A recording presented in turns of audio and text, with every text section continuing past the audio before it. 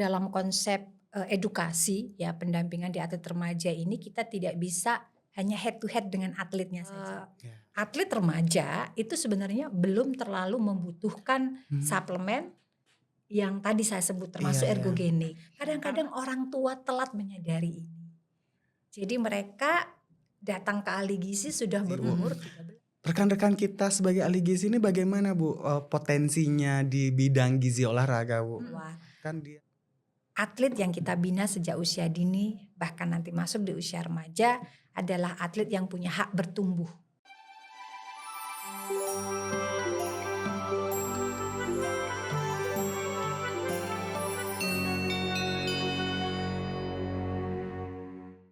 Assalamualaikum warahmatullahi wabarakatuh. Salam swasta harena. Selamat datang di Persagi Podcast. Hari ini kita kembali bersama Ketua PP ISNA. Selamat datang Ibu Mirza. Halo, Bagaimana kabarnya Bu? alhamdulillah baik. Kali ini kita akan membahas tentang gizi atlet pada remaja. Oke, siap. Menarik ini. Iya. Ibu, yang pertama kita kenali dulu remaja. Apa sih kategori remaja menurut Ibu Mirza? Oke, baik. Jadi kategori atlet remaja ini ya Iya. memang merujuk pada konsep LTAD. Nah, LTAD Ya. ini kepanjangan dari Long Term Athlete Development. Ya. Nah, di dalam LTAD ini ada chronological age. Sebenarnya mirip-mirip gizi dalam daur kehidupan. Oke. Tapi yang dibahas di dalam konteks LTAD ini adalah daur kehidupannya seorang atlet. Gitu kurang lebih. Ya. Nah, di dalam LTAD tersebut yang dikatakan remaja memang ketika usia perempuan ya, terutama yang atlet perempuan itu di usia 9 sampai dengan 18 tahun. Kemudian kalau untuk laki-laki biasanya startnya di 12 sampai 18 tahun. Oke. Tetapi pembinaan mereka tidak hanya dimulai di usia tersebut. Karena ada pembinaan usia dini yang dimulai bahkan dari 2 tahun, 5 tahun sampai anak-anak SD 6, 7, 8 itu juga termasuk anak-anak usia dini. Tapi dalam konteks remaja tadi startnya perempuan di 9 tahun, kemudian untuk laki-laki startnya di 12 tahun. Begitu. Oke Bu, baik. Untuk gizi remaja, untuk yang atlet ataupun non atlet itu berbeda atau sama Bu? Oke, sebenarnya kalau pada usia pertumbuhan dan perkembangan Ya. anak usia remaja ada kemiripan dalam bentuk kebutuhan mereka berkembang dan bertumbuh. Ya. Seperti di dalam penetapan angka kecukupan gizi dasarnya sama, ada berkaitan dengan usia, jenis kelamin, ya kan ada faktor tinggi badan, berat badan juga di sana. Tetapi yang membedakan adalah aktivitas fisik yang dilakukan. Iya. Tentunya pada kelompok non atlet ya, mereka kan tidak sebanyak melakukan aktivitas fisik seperti di atlet. Kalau di atlet kan mereka terjadwal, kemudian jamnya juga sudah pasti, harinya juga sudah pasti. Nah inilah yang menuntut penambahan kebutuhan gizi dan akhirnya yang membedakan antara kelompok non atlet dan atlet pada remaja. Apalagi remaja putri itu kan masa-masa pubertas itu kan perlu juga difokuskan pada zat besinya seperti itu ya Bu ya. Di remaja putri ini cukup unik Mas. Jadi kami meninjau di beberapa kelompok usia remaja putri dan cabang olahraga, ternyata ada kerentanan terhadap permasalahan gizi yang tidak seimbang tadi. Kebanyakan kan mereka kurang mampu memenuhi kebutuhan gizi berdasarkan aktivitas fisik mereka. Nah, akhirnya kan terjadi defisiensi berkepanjangan ya. Ketika defisiensi berkepanjangan ini ternyata remaja putri ini tidak hanya beresiko dengan anemia tadi yang disebutkan, tapi termasuk siklus menstruasinya. Jadi ada banyak kasus pada atlet itu mengalami gangguan menstruasi.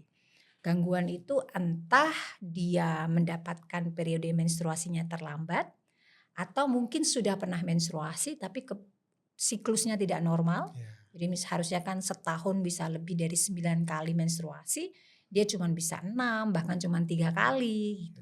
Bahkan ada yang hilang sama sekali siklus menstruasi setelah pernah menstruasi. Nah ini yang berbahaya sebenarnya di remaja putri ketika tadi keseimbangan kalorinya tidak terpenuhi dan tidak hanya anemia sebenarnya resikonya. Nah, kalau sudah defisit ini terjadi, Ya. bahkan bisa terjadi osteopenia, Oh menuju iya. kepada osteoporosis juga, dan akhirnya biasanya tanda-tandanya baru diketahui kalau tiba-tiba dia terjadi cedera patah tulang Iya. pada suatu benturan yang seharusnya tidak sampai patah tulang gitu. Benturan Iya. sederhana tapi bisa patah. Nah, ini yang paling membahayakan sebenarnya dari remaja putri Ya. kalau tidak kita jaga betul keseimbangan energinya tadi. Baik Bu, untuk menjaga, kadang kan remaja putri ini kan tidak bisa menyiapkan kebutuhannya, maksudnya ada pendampingan dari orang tua, dari pelatih gitu. Bagaimana ya Bu ya, untuk orang tua atau pelatih itu Aware mendampingi, gitu ya ya, mendampingi ya. makanan apa sih yang perlu untuk menunjang para atlet-atlet ini Iya, gitu. betul. Jadi memang dalam konsep edukasi ya, pendampingan di atlet remaja ini kita tidak bisa hanya head to head dengan atletnya saja. Ya. Kita harus melibatkan stakeholder terkait termasuk pelatih dan orang tua. Orang tua ini megang peranan yang cukup penting karena pada anak-anak dan usia remaja kadang keputusan orang tua itu paling didengar ya kan, daripada kita nih sebagai ahli gizi, sehingga semua pihak ini harus dimelek gizikan gitu ya istilahnya, harus diedukasi terkait gizi. Nah, setelah mereka menyadari baik pelatih maupun orang tua dan anaknya ini, ya harapannya tadi pesan-pesan yang spesifik terkait kebutuhan gizi bagi atlet bisa dijalani dengan baik begitu. Jadi peran ke semua pihak ini penting. Nah, problem yang lain adalah kadang-kadang atlet ini di dalam satu pembinaan. Jadi kan atlet ini macam-macam ya Mas. Ada yang mereka ya tidak di dalam asrama, dia tinggal dengan orang tua, maka orang tua menjadi backbone untuk kita edukasi dan bisa mendampingi mereka untuk terkait pola makan. Tapi ketika dia di dalam asrama, itu kan pelatih nomor satu. Iya. Pelatih itu kayak mahadewanya kan. Iya. Jadi pelatih inilah yang harus kita betul-betul pegang, tahu apa yang menjadi kebutuhan si atlet ini berkaitan dengan gizi. Maka membekali pelatih dengan ilmu gizi itu juga penting, bukan berarti menjadikan dia pakar atau tahu tentang gizi, tapi at least mereka bisa ngasih tahu ke atletnya kalau kamu harus patuh terhadap ini gitu loh. Itu penting sekali. Nah, dalam konteks ini mengingatkan tentang makan dan sebagainya, ini kan kompleks ya. Kalau yang di dalam asrama kelemahannya hampir dulu nih ya, mungkin kalau sekarang sudah ada tapi masih menjadi PR kita, belum ada ahli gizi yang ngedampingin juga di sana. Berarti di asrama itu masih banyak yang tidak memiliki ahli gizi Betul, gitu ya? betul. Jadi masih banyak yang belum memiliki ahli gizi, sehingga tadi kecolongan-kecolongan terkait disiplin makan yang benar harus seperti apa, ini masih jadi PR dan pekerjaan yang ini ya, terus kita perlu dorong, kita perlu sadarkan mereka bahwa pelatih nggak bisa bekerja sendiri juga, harus ada ahli gizi yang ngebantu dan mendampingi mereka supaya target-target gizi, program makanan semua bisa masuk secara optimal. Seperti begitu. tim bersama gitu ya Bu ya? Betul. Jadi kalau misalkan asupannya itu tidak tercukupi atau ada yang salah, itu berdampak seperti bagaimana untuk atlet itu? Kalau yang perempuan tadi kan salah satu paling sederhananya itu ya Mas. Di laki-laki pun ada. Jadi ada istilah namanya relative energy deficiency in sport. Nah, ini tuh disingkatnya RED ya, REDS gitu. Nah, tidak hanya di perempuan, tapi di laki-laki juga. Yang paling yang paling kita khawatirkan ketika terjadi di laki-laki itu termasuk perkembangan maturitas hormonal. Ya, jadi mereka itu kan juga harus dimatangkan ya hormonalnya. Tapi ketika defisiensi berkelanjutan, ternyata perkembangan hormonnya juga nggak maksimal. Benar. Ketika perkembangan hormon pada laki-laki ini tidak maksimal, kita tahu hormon mereka itu kan dominannya testosteron. Nah, kalau perempuan kan estrogen gitu kan. Nah, kegagalan pertumbuhan massa otot juga mengikuti. Karena kan testosteron ini juga dipakai untuk punya fungsi yang luar biasa untuk pembentukan massa otot nantinya. Ketika dia sudah memasuki usia 18 itu kan targetnya sudah tidak ke tinggi badan lagi, tapi ke perkembangan massa otot. Nah, ini juga akan terganggu Nah, Bu, gitu. kita misalkan nih kalau makanan untuk atlet Mhm. itu didampingi dengan suplemen gitu, Mhm Bu. mhm mhm. Itu Seperti apa gitu bagus ya? nggak sih, Bu? Heeh. Boleh Oke. nggak sih gitu? Oke, jadi memang kalau kita ngasih makanan pada atlet itu ada prinsip namanya piramida makan atlet. Iya iya Nah, iya. piramida makan atlet kan eee, yang tier pertama itu kan pemberian balance diet ya. Iya. Bagaimana kita bisa memberi makanan kepada mereka sesuai dengan kebutuhan mereka. Mmm, Kemudian tier kedua ada istilah sport food atau makanan olahraga. Nah, iya. ini yang kalau Mas Sulung tahu itu ada sport bar, sport drink, sport Iya gel ya yang sedang diregulasi nih oleh iya Balai iya. POM kan ya tentang Heeh. edarannya Iya ya iya. itu kan ini termasuk liquid meal itu kan sedang diregulasi di sana. Kemudian yang paling ujung adalah suplemen. Mhm. Nah, suplemen ini termasuk ergogenic aid. Jadi ada kreatin, ada nitrat, ada HMB, kemudian ada sodium bikarbonat, Iya. ya kan. Kemudian juga ada beta alanin, Iya ya iya kan. iya. Ini semua termasuk ergogenik yang dibutuhkan dan masuk dalam kategori suplemen. Nah, kapan ini dibutuhkan gitu Iya. kan ya. Jadi sebenarnya eh, atlet remaja itu sebenarnya belum terlalu membutuhkan Mmm, suplemen yang tadi saya sebut iya termasuk iya. ergogenik. Iya. Karena pada, remaja ini targetnya adalah keseimbangan gizi, sehingga dia mencapai target pertumbuhan yang diharapkan sesuai usianya. Kemudian nanti setelah dia masuk usia 16 untuk perempuan dan 18 untuk Untuk laki-laki. laki-laki, mulailah kita bisa menggunakan hal-hal tadi yang berkaitan dengan pembentukan otot, begitu. Jadi Ah, ada tahapannya. Nah, tapi memang ada jenis suplemen yang masih diperbolehkan untuk diberikan pada anak-anak usia dini. Contohnya vitamin D. Ya, mhm. karena vitamin D ini salah satu vitamin yang sulit sekali di top up dari makanan sehari-hari. Jadi Ya. karena sumber makanan kita itu kalau ngomongin vitamin D itu kan yang paling tinggi ada di ikan ya, ikan Iya. makarel, sarden. Tapi kan kita bisa provide-nya dari kaleng ya. Ya Iya. dari yang sudah diawetkan dan itu kurang dan tidak menjadi kebiasaan kita sehari-hari. Iya. Sementara di pemerintah tidak ada program fortifikasi vitamin D terhadap bahan Betul betul. makanan pokok kita. Iya.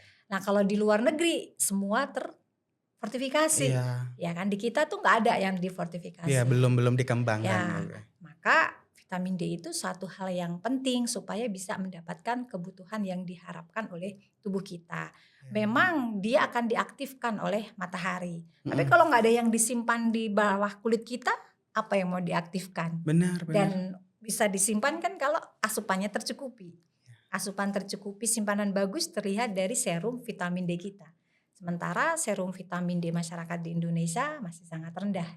Dan riset saya di kalangan atlet yang katanya paling rajin berolahraga pun juga rendah. Nah, jadi kalau dikatakan suplemen ada yang boleh dan ada yang tidak. Itu semua Tergantung tergantung kebutuhan. kebutuhan. Dan Termasuk tadi ya, FA untuk anemia ya itu heeh. memang dibutuhkan Iya begitu. iya iya. Berarti Ya. ada resikonya juga ya, Bu, ya, kalau kita terlalu sering mengkonsumsi suplemen atau Mhm. Iya berlebihan. iya, Yang karena pada ya, usia ini belum membutuhkan terutama yang ya. untuk pembentukan otot tadi Ya, gitu. karena utamanya adalah tentunya asupan dari Iya. makanan Iya langsung gitu iya ya, Bu, ya. iya. Nah, bagaimana kita, untuk mengedukasi Mhm supaya atlet, remaja di mhm Indonesia ini lebih meningkat lagi produktivitasnya mhm. atau prestasinya itu? Oke. Jadi target kami nih ya di lapangan nih, sebagai ahli gizi itu sebenarnya untuk anak remaja adalah satu, TB per U-nya memenuhi standar Z-score WHO Mhm. antropometri ya. Jadi yang kami harapkan dalam mencetak atlet-atlet remaja itu mereka memiliki nilai normal tetapi yang positif satu ke atas. Iya. Karena kalau rentang normalnya itu kan bahkan -1 aja masih kita sebut normal kan ya. Tapi ketika atlet ada di normal tapi TB per U-nya di -1, ini sebenarnya PR berat buat kita. Iya. Mengapa? Untuk membawa mereka berkompetisi di olimpiade, mereka harus bersaing dengan atlet-atlet yang tinggi badannya positif 2 semua. Nah, Bagaimana mau memenangkan renang Iya, ketika iya. panjangnya Iya. 184 melawan 170. Nah, ya 10 Bu. senti dengan speed yang sama itu sesuatu gitu kan. Nah, Iya. jadi ini yang jadi PR. Belum di cabang olahraga lain seperti bola voli dan sprint, Ya, kaki itu jarak langkah jangkauannya menentukan juga panjang gitu. panjangnya itu kan. Jadi ini yang masih menjadi tantangan kita untuk atlet remaja itu menghasilkan atlet-atlet dengan tinggi badan per umur yang ideal dan siap berkompetisi untuk olimpiade. Iya, Bu. Kecuali mindset kita dalam pembinaan hanya mau menghasilkan atlet PON Iya. nasional, ASEAN misalkan ya Heeh. kan. Tapi kalau visi kita mau ke olimpiade Iya. harus mampu menggeser garis pertumbuhan tinggi badan per umur mereka itu di Z-score yang nilainya positif. Bahkan kalau perlu di atas positif 1. Kalau regulasi di Indonesia ini Bu, apakah sudah mendukung atau supportnya Indonesia ini untuk meningkatkan itu? Bagaimana Bu? Oke, kalau di sistem seleksi atlet nasional Iya, ya, itu iya. sudah kita terapkan di Nah, anak-anak remaja itu dengan standar antropometri, iya. TB per U-nya harus dinilai positif. Itu Ah, baik. Kan di pembinaan atlet nasional, seleksi atlet nasional kan ada yang entry-nya di anak perempuan itu di 9 tahun. Itu iya. sudah ada, kemudian nanti yang laki sampai nanti terus mereka akan diseleksi sampai elit atlet kan ada begitu. Iya. Itu sudah kita lakukan, tetapi challenge-nya adalah berguguran juga Ah, gitu. iya, iya, Kenapa iya. berguguran? Karena gagal tumbuh tuh kan bisa terjadi dan itu kan koreksi terakhir kita tuh kan di usia itu ya. Iya. Setelah dia 5 tahun kan dia tumbuh tapi nggak Signifikan ya nggak ya, peak kan nggak peak gitu. ya. Peaknya kan mereka di anak-anak tuh perempuan 9 Iya. startnya, laki-laki di 12. Nah, kadang-kadang orang tua telat menyadari ini. Jadi mereka datang ke ahli gizi sudah berumur 13, 14, baru kepingin menaikkan tinggi badan. Iya, iya. Untuk mengoreksi itu sudah terlambat. Akhirnya apa? Akhirnya ketika dia harus seleksi lagi di level di atasnya, dia gagal di situ. Nah, Jadi, untuk orang tua ini gimana Bu caranya biar dia melek gitu ya, ya, kesadaran iya. anak-anaknya? Nah itu tadi, jadi menghasilkan anak dengan tinggi badan yang optimal itu sebenarnya juga harusnya masuk ke dalam program nasional untuk pencegahan stunting itu. Ah, Jadi mulai dari anak usia di kandungan semua tuh ya memang kalau mau menciptakan atlet hebat itu concernnya sudah dari sejak awal, ya awal gitu. Jadi 1000 dipersiapkan. hari kehidupan dan Iya. seterusnya itu menjadi faktor sebenarnya. Tapi memang kadang-kadang yang sering terlepas di orang tua ketika sudah 5 tahun ke atas itu kurang aware dengan balance diet yang harus dipenuhi oleh Iya, iya. anak-anak usia ini. Mereka selalu berpikir di 5 sampai di 9 tahun yang penting mereka sehat, bertumbuh, belajar, happy di sekolah. Heeh, Tapi kadang melupakan itu iya. tadi, anakku udah balance belum ya gitu. Nah ini Iya yang penting harus banget ya Bu ya. ya penting sekali jangan sampai usia ini juga kelewat dan apalagi dengan olahraga sebagai Iya. atlet itu sudah pasti defisitnya terjadi terus menerus kalau tidak diimbangi dengan makanan yang baik. Edukasi kepada mereka terus harus dilakukan, pendekatan harus terus dilakukan dan meningkatkan kesadaran pada pembina klub, Iya. coach itu harus terus dilakukan. Ya termasuk podcast ini. Iya, Nanti iya, kalau iya. didengar oleh banyak pihak, oh ternyata aku juga harus mengambil tindakan sebagai orang tua untuk menjaga keseimbangan makan anak-anak kita terutama yang mau dijadikan atlet Dipersiapkan ya. ini ya. Jangan sampai defisit-defisit pas masuk ke jendela puncaknya dia kehilangan Iya. lompatannya itu. Kan itu Iya sayang benar-benar. sekali dan ini yang sering saya sampaikan. Jangan sampai telat ya datang ke ahli gizi. Iya, iya, Jadi iya, start iya, yang iya. saya highlight ya ini ya Heeh. supaya didengar teman-teman semua. Iya. Jadi kalau datang ke ahli gizi mau dijadikan atlet hebat, pastikan anak perempuan di 9 tahun startnya, Heeh. laki-laki di 12 tahun. 12 tahun. Semakin dini semakin bagus. Iya, iya, iya. Akan terkawal lebih baik karena nanti program-program makan juga harus disesuaikan dengan program latihan yang pasti berubah oleh pelatih kepada anak-anak didik kita ini. Iya. Nah Bu, ngomong-ngomong tentang tadi ahli gizi Bu. Rekan-rekan kita sebagai ahli gizi ini bagaimana Bu potensinya di bidang gizi olahraga Bu? Mm-mm. Kan dia banyak banget atlet-atlet yang memerlukan. Mm-mm.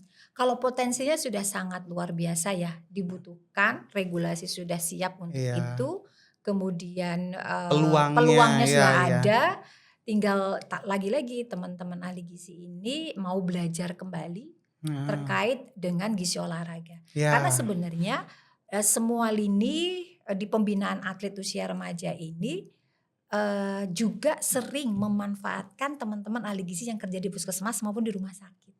Nah, ya. Jadi Peluangnya menurut besar saya banget ya, Bu, ya. sekarang teman-teman baik di puskesmas, baik di rumah sakit yang sudah bekerja, ayo tingkatkan kompetensinya. Belajar lagi tentang gizi olahraga sehingga anytime Iya.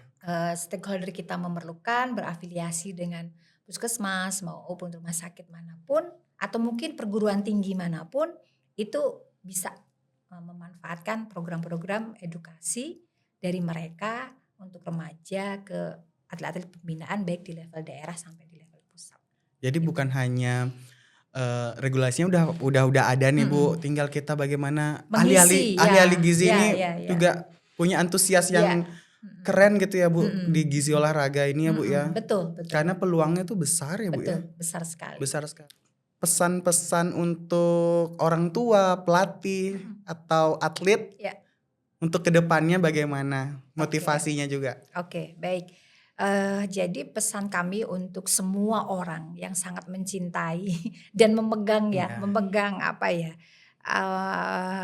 peran dalam rangka menghasilkan atlet terbaik untuk Indonesia tentunya ya. Satu hal yang harus kita pahami bahwa atlet yang kita bina sejak usia dini bahkan nanti masuk di usia remaja adalah atlet yang punya hak bertumbuh. Iya. Atlet yang punya hak bertumbuh sesuai dengan usia dan siklus pertumbuhan mereka. Iya. Maka pastikan itu terpenuhi. Jangan hanya dituntut program latihannya terus tanpa diberikan hak tumbuh mereka. Nah, hak tumbuh mereka ini disupport dari apa? Disupport dari makanan yang baik, makanan yang sehat dan memadai. Nah, pastikan bahwa kita memberi makan yang baik, yang sehat, dan bila kita tidak tahu nih makanan yang baik dan sehat seperti apa, tolong hubungi ahli gizi. Siapa ahli gizi? Ya, semua anggota dari organisasi kita tercinta ini Persagi, khususnya pada umumnya dan khususnya di Indonesia Sport Nutritionist Association ini. Karena mereka sudah terlatih dengan berbagai pembekalan keilmuan terkait bagaimana mendampingi ya atlet-atlet dari yang levelnya muda usia dini ini sampai di elit atlet terkait dengan makanan yang terbaik. Karena jangan sampai kita salah memberi makan, akhirnya dampaknya kita baru menyesal kemudian gitu. Terima kasih atas benar-benar ilmu pengetahuannya. Semoga nanti atlet di Indonesia semakin memiliki peluang yang sangat baik ke depannya. Baik teman gizi, jangan lupa like, subscribe, dan share YouTube channel DPP Persagi Official dan Instagram kami di DPP Persagi dan Instagram dari Isna pp_isna. Sampai jumpa di episode selanjutnya Persagi Podcast untuk gizi yang lebih baik.